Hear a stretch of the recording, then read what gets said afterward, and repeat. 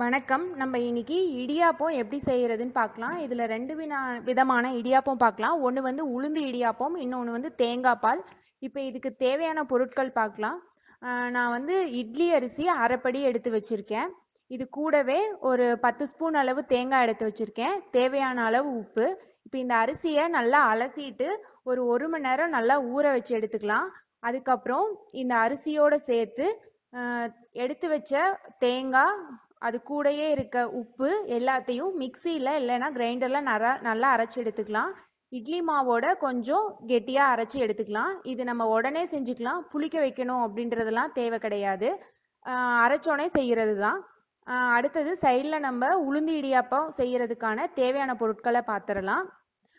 உளுந்து இடியாப்பத்துக்கு 200 கிராம் உளுந்தை அரை மணி நேரம் ஊற வச்சு எடுத்து வச்சிருக்கேன். இது கூடவே நம்ம தாளிக்கிறதுக்கும் அரைக்கிறதுக்கும் தேவையான பொருட்கள் பார்க்கலாம். 3 பற்கள் பூண்டு, ஒரு பச்சை மிளகா, ஒரு வரமிளகா காரத்துக்கு ஏற்ப, ஒரு பல் இஞ்சி, தாளிக்கிறதுக்கு கருவேப்பிலை, தேவையான அளவு உப்பு, மஞ்சத்தூள், தாளிக்கிறதுக்கு உளுந்தம்பருப்பு. இப்போ ஃபர்ஸ்ட் வந்து நம்ம இந்த உளுந்தம்பருப்பு, பூண்டு, எடுத்து காரத்துக்கு ஏற்ப மிளகா, இஞ்சி துண்டு இது எல்லாத்தையும் சேர்த்து கூடவே உப்பும் சேர்த்து நம்ம மிக்சியில் கொரன்னு அரைச்சி எடுத்துக்கலாம். இது கூட தண்ணி எதுவும் ஆட் பண்ண தேவையில்லை. கொஞ்சம் கெட்டியான பதத்தில் வேணும். இப்போ பாருங்க, அரைச்சி எடுத்துட்டேன். கொரப்பா தண்ணியே விடலை, அப்படியே எடுத்து வச்சிருக்கேன். இப்போ நம்ம இது இட்லி குப்பரையில் வச்சு ஒரு 10 நிமிஷம் வேக வச்சு எடுத்துக்கணும். இப்போ பாருங்க, இட்லி தட்டில் கொஞ்சம் கொஞ்சமாக எடுத்து வைக்கிறேன்.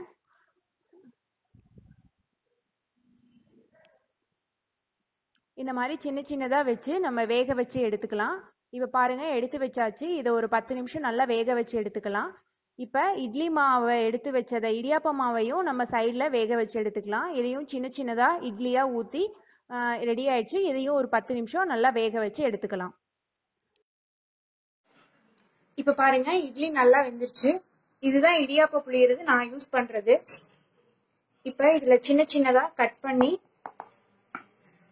இதுக்குள்ள ஃபுல்லா ஆட் பண்ணிக்கலாம். இப்ப பாருங்க, இது மாதிரி வச்சு புளியலாம். நம்ம தேங்காய் போட்டிருக்கனால இது கொஞ்சம் ஈஸியா இருக்கும். இப்ப நீங்க தேங்காய் ஆட் பண்ணாம இருந்தீங்கன்னா இது உங்களுக்கு கொஞ்சம் கஷ்டமா இருக்கும். ரொம்பவுமே இந்த மாதிரி சுத்தவே முடியாது. இப்ப தேங்காய் போட்டிருக்கனால இந்த மாதிரி ஈஸியா முடியுது. ரொம்பவும் தேங்காய் ஆட் பண்ணக்கூடாது. ஆட் பண்ணிட்டீங்கன்னா தேங்காய் வாசனை அடிக்கும். இந்த 2 இடத்துலயும் நல்லா காலை வச்சு இல்ல இன்னொருத்தர் யாராவது ஹெல்ப் பண்ணாங்கன்னா இந்த இடத்துல நல்லா பிடிச்சிட்டிங்கன்னா ஈஸியா நம்ம யூஸ் பண்ணி எடுத்துக்கலாம். இதை வாஷ் பண்றது ரொம்ப ஈஸி தான். இப்ப செஞ்ச உடனே கூட வாஷ் பண்ணிக்கலாம். இதை அப்படி இல்லைன்னா ஒரு தண்ணியில ஒரு 2 hours நல்லா ஊற வச்சதுக்கு அப்புறம் எடுத்து வாஷ் பண்ணிக்கலாம். இப்ப பாருங்க, இது புளிய கீழே இடியாப்ப சேவை வர்றது தெரியுது நமக்கு. இப்ப பாருங்க, சேவை ரெடி ஆயிடுச்சு. இப்ப நம்ம இதுல உளுந்து சேவை எப்படி செய்யறதுன்னு பார்க்கலாம்.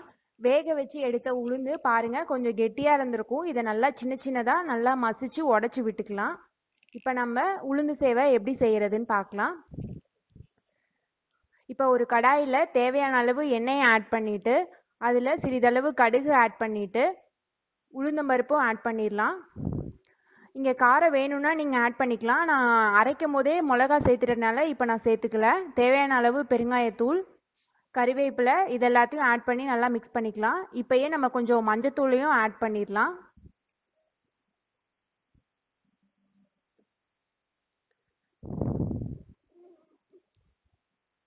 இதை நல்லா மிக்ஸ் பண்ணிக்கலாம். இப்போ நம்ம உளுந்து மசிச்சு வச்சதையும் இதில் சேர்த்து நல்லா மிக்ஸ் பண்ணிக்கலாம். இது உங்களுக்கு தேவையான அளவு மட்டும் ஆட் பண்ணிக்கோங்க. மீதி இருந்தால் ஒன்றும் பிரச்சனை இல்லை. இதே மாதிரியே வணக்கிட்டு கொஞ்சம் தேங்காய் துருவி பொரியல் மாதிரி கூட நம்ம இதை செஞ்சுக்கலாம்.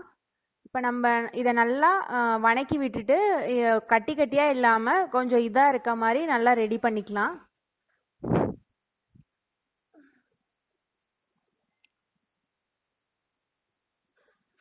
இப்போ நல்லா மிக்ஸ் ஆயிடுச்சு. இப்போ நம்ம இதுக்கு தேவையான அளவு எடுத்து வச்ச சேவையும் இதில் எடுத்து மிக்ஸ் பண்ணிடலாம்.